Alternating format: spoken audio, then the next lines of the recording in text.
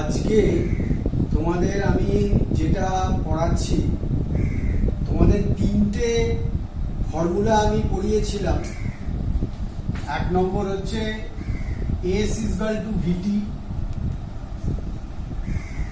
দু নম্বর হচ্ছে V = U ± AT, তিন নম্বর হচ্ছে S = UT ±½ AT²। এই তিনটে ফর্মুলা আমি পড়িয়েছিলাম। তার মধ্যে প্রথম ফর্মুলাতে বলা হয়েছিল যখন একটা বস্তু কণা সমবেগে গতিশীল হয়, তখন v সমবেগে যদি গতিশীল হয়, t সময়ে অতিক্রান্ত পথের ফর্মুলা হচ্ছে S = VT। বস্তু কণার প্রাথমিক বেগ u, ত্বরণ হচ্ছে a, t সময় বাদে বেগ হবে v = u + AT, যদি মন্দন হয় তাহলে মাইনাস। আর তিন নম্বর যে ফর্মুলাটা পড়িয়েছিলাম, একটা বস্তু কণা u প্রাথমিক বেগ নিয়ে চলছে, তার ত্বরণ হচ্ছে a, মানে বেগটা পরিবর্তনশীল। t সময় কতটা পথ যাবে, S = UT + ½ AT², যদি মন্দন হয় তাহলে মাইনাস হবে। এখন আমরা 4 নম্বর যে ফর্মুলাটা আজকে তোমাদের প্রথমে পড়াবো, সেটা হলো যে একটা বস্তু কণার প্রাথমিক বেগ u, ত্বরণ হচ্ছে a, s দূরত্ব অতিক্রম করার পর বেগ কত হবে নির্ণয় করো। আবার বলছি প্রবলেমটা, একটি বস্তু কণার প্রাথমিক বেগ u, ত্বরণ হচ্ছে a, s দূরত্ব অতিক্রম করার পর বেগ কত হবে। এখন দেখো, আমরা যদি ধরে নিই s দূরত্ব অতিক্রম করার পরে, s দূরত্ব অতিক্রম করার পর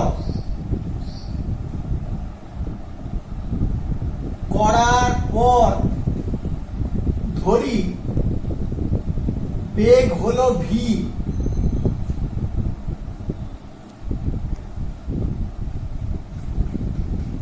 এখন দেখো আর কি ধরলাম, s দূরত্ব অতিক্রম করতে সময় লেগেছে t, এই দুটো জিনিস ধরে নিলাম। তাহলে এখান থেকে এইটা তো বলা যায় না, s দূরত্ব অতিক্রম করতে সময় লেগেছে t, তাহলে t সময় পরে বেগটা যদি v হয়, তাহলে নিশ্চিতভাবেই v = u + AT। এই ফর্মুলাটা পড়েছি। কারণ t সময় পরে বেগটা v হয়েছে, তাহলে v = u + AT। এবার আমি উভয় পক্ষকে যদি বর্গ করি, উভয় পক্ষকে বর্গ করলে কি হবে,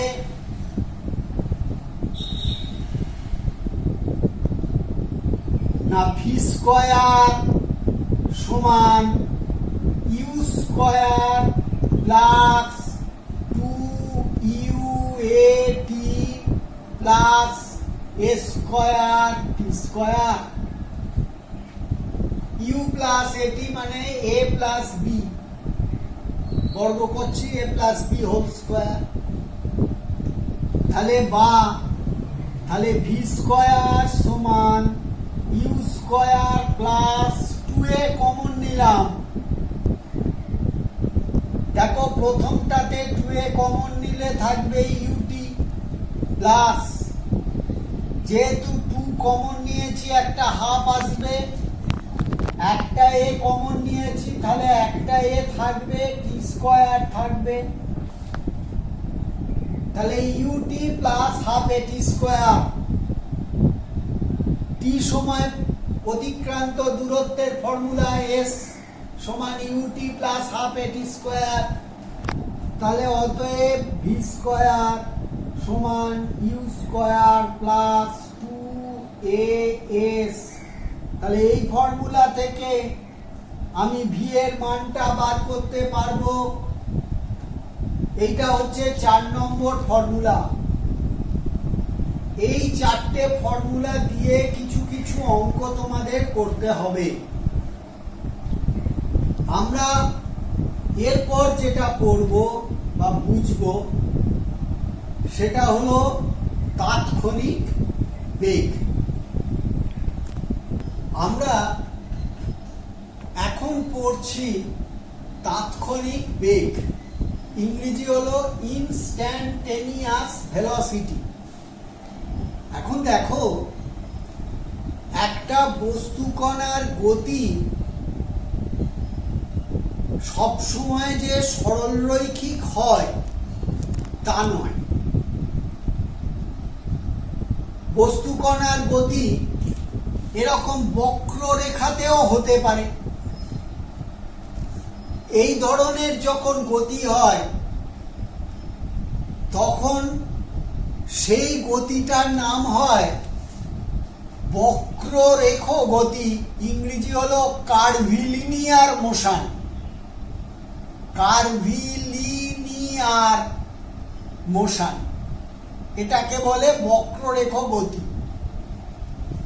তোমরা একটা বস্তুকণা যদি বক্ররেখার পথে যায় তাহলে তার প্রতিটি বিন্দুতে, গতিপথের প্রতিটি বিন্দুতে বেগ পাল্টে যায়। কেন পাল্টায় না? মনে করো বস্তুকণাটা এই বিন্দুতে আমি যদি বেগ মাপি, এই বিন্দুতে বেগের অভিমুখ এই বিন্দুতে স্পর্শক বরাবর, এই বিন্দুতে বেগের অভিমুখ এই বিন্দুর স্পর্শক বরাবর, এই বিন্দুর বেগের অভিমুখ এই বিন্দুতে অঙ্কিত স্পর্শক বরাবর। তাহলে কি দেখছি? প্রতিটি বিন্দুতে বেগের অভিমুখ পাল্টে যাচ্ছে। বেগ একটি ভেক্টর রাশি। তাহলে বেগের অভিমুখ পাল্টে যাওয়ার অর্থ বেগ পাল্টে যাওয়া। তাহলে একটা বস্তুকণা যখন বক্ররেখায় গতিশীল হয় তখন গতিপথের প্রতিটি বিন্দুতে বেগ পরিবর্তিত হয়। কোন নির্দিষ্ট বিন্দুতে যদি বেগের মান বার করতে দেয় তখন সেই বেগ, ওই বিন্দুতে যে বেগ, সেই বেগটাই হচ্ছে তাৎক্ষণিক বেগ। ওই বিন্দুর বেগ তাৎক্ষণিক বেগ, ওই বিন্দুতে তাৎক্ষণিক বেগ। বার করব কি করে? তাহলে তাৎক্ষণিক বেগের সংজ্ঞা কি বা কি করে নির্ণয় করব? মনে করো আমি গতিপথের যাচ্ছে, একটা বস্তুকণা যাচ্ছে বক্ররেখার পথে, আমি এই পি বিন্দুতে তাৎক্ষণিক বেগটা বার করতে চাইছি, যে পি বিন্দুতে বেগটা কত। কি করে বার করব? আমি পি বিন্দুটাকে অন্তর্ভুক্ত করলাম, রেখে একটা ছোট্ট সরণ নিলাম।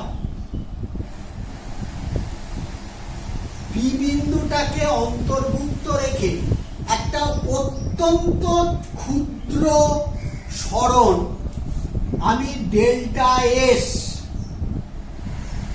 নিলাম।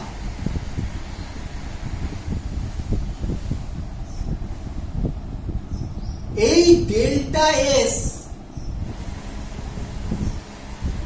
অতিক্রম করতে আমি ধরলাম কণাটার সময় লেগেছে ডেল্টা টি। তাহলে এই যে পি বিন্দুটা মাঝখানে রেখেছি, রেখে আমি একটা ছোট্ট সরণ, অত্যন্ত ছোট্ট একটা সরণ নিয়েছি, যে সরণটা হচ্ছে ডেল্টা এস, এবং ধরে নিলাম যে ওই সরণ অতিক্রম করতে বস্তু কণার সময় লেগেছে ডেল্টা টি। সুতরাং ওই সরণ সাপেক্ষে গড়বেগ কত? গড়বেগ হচ্ছে ডেল্টা এস ডেল্টা টি, অর্থাৎ ওই সরণটাকে অন্তর্ভুক্ত রেখে, ওই পি বিন্দুটাকে অন্তর্ভুক্ত রেখে ওই ছোট্ট সরণের মধ্যে বস্তু কণাটির গড়বেগ হলো ডেল্টা এস ডেল্টা টি। এখন আমরা যদি পি বিন্দুতে বেগটা বার করতে চাই, তাহলে কি করব না, ডেল্টা আমি ওই যে পি বিন্দুটাকে অন্তর্ভুক্ত রেখে আমি একটা ছোট্ট সরণ নিয়েছি, সেই ছোট্ট সরণটা আরো ছোট্ট করব, দুদিক থেকে কমাবো। যত কমাবো অতিক্রম করতে সময় লাগবে যেটা ডেল্টা টি, সেটাও কমবে। কমতে কমতে যদি দুটো দিক থেকে কমতে কমতে যখন আমরা একদম পিতে এসে ঠেকে যাব, তখন ওই ডেল্টা এস এর মানটা কত দাঁড়াবে? জিরোর কাছে। অতিক্রান্ত সরণের মানটা তখন টেন্ডস টু জিরো, কিন্তু জিরো নয়, জিরোর খুব কাছে একটা বিন্দু। তাহলে ওইটা অতিক্রম করতে যে সময় লেগেছে ডেল্টা টি, সেটা কত? সেটাও জিরোর কাছে। তাহলে আমরা ওই সরণটা আস্তে আস্তে কমাচ্ছি, কমাতে কমাতে যখন পি বিন্দুতে এসে ঠেকব, তখন ওই বিন্দুটা অতিক্রম করতে যে সময় লেগেছে সেই সময়টা হলো শূন্যের নিকটবর্তী। তাহলে আমি এই যে গড়বেগ ডেল্টা এস ডেল্টা টি এর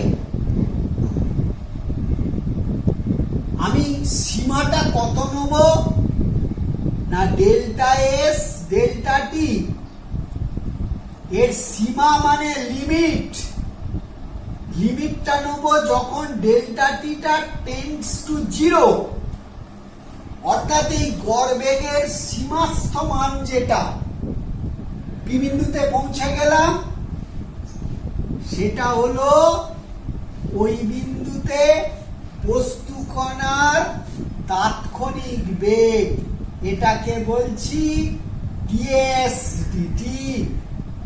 তাহলে তাৎক্ষণিক বেগ বার করতে গেলে, কোনো বিন্দুতে তাৎক্ষণিক বেগ নির্ণয় করতে গেলে কি করতে হলো, সেই বিন্দুটাকে অন্তর্ভুক্ত রেখে একটা অতি ক্ষুদ্র সরণ বিবেচনা করতে হলো, যে সরণ অতিক্রম করতে অতি ক্ষুদ্র সময় লেগেছে ডেল্টা টি। দুদিক থেকে যদি সরণটা আস্তে আস্তে, দুটো বিন্দুই আস্তে আস্তে নিকটবর্তী হয়, দুটো প্রান্তীয় বিন্দু, তাহলে সরণের মানটা যেমন কমবে, তেমনি সরণ অতিক্রম করতে যে সময় লাগে সেই সময়ের মানটাও কমবে। কমতে কমতে যখন পি বিন্দুতে এসে ঠেকবে, তখন ওই সময়টা হয়ে যাবে শূন্যের নিকটবর্তী। তার মানে গড়বেগের সীমাস্থ মানটা নেব। সীমাস্থ মান মানে যখন সময়টা শূন্যের নিকটবর্তী, সেটাই হবে ওই বিন্দুতে তাৎক্ষণিক বেগ। এটা হচ্ছে গাণিতিকভাবে তাৎক্ষণিক বেগ নির্ণয় করার পদ্ধতি। তাৎক্ষণিক বেগের তাহলে সংজ্ঞা কি হবে? যদি বলে তাৎক্ষণিক বেগ কাকে বলে, কি বলবো না, একটি বস্তু কণার গতিপথের কোন বিন্দুতে তাৎক্ষণিক বেগ বলতে ওই বিন্দুকে সর্বদা অন্তর্ভুক্ত রেখে যদি অতিক্রান্ত সরণের মান শূন্যের নিকটবর্তী হয় তবে ওই সরণ সাপেক্ষে গড় বেগের সীমাস্থ মানকে, মানে ডেল্টা টি টেন্ডস টু 0, সীমাস্থ মানকে ওই বিন্দুতে বস্তু কণার তাৎক্ষণিক বেগ বলে। বুঝতে পেরেছো? এই তাৎক্ষণিক বেগ কিন্তু অত্যন্ত গুরুত্বপূর্ণ। একটা বস্তু কণা যখন গতিশীল অবস্থায় থাকে তখন সব সময় তার বেগ ধ্রুবক থাকে না, কোনো সময় বাড়ে, কোনো সময় কমে, কোনো সময় শূন্য হয়। যেমন একটা ট্রেন যদি স্টেশন থেকে যাত্রা শুরু করে প্রথমে তার বেগটা বাড়ে, মাঝখানে সমবেগে চলে, আবার শেষে যখন পরবর্তী স্টেশনে দাঁড়াবার আগে আবার মন্দন হয়, বেগটা কমে। সুতরাং তার গতির প্রকৃতি বর্ণনা করতে গেলে বিভিন্ন জায়গাতে তার বেগটা নির্ণয় করা প্রয়োজন এবং কোন বিন্দুতে তার যে বেগ সেটাই তাৎক্ষণিক বেগ। অর্থাৎ তাৎক্ষণিক বেগ জানা না থাকলে গতিপথের সামগ্রিক প্রকৃতিকে বর্ণনা করা প্রকৃতপক্ষে অসম্ভব, যেটা গড়বেগ থেকে আমরা বর্ণনা করতে পারি না।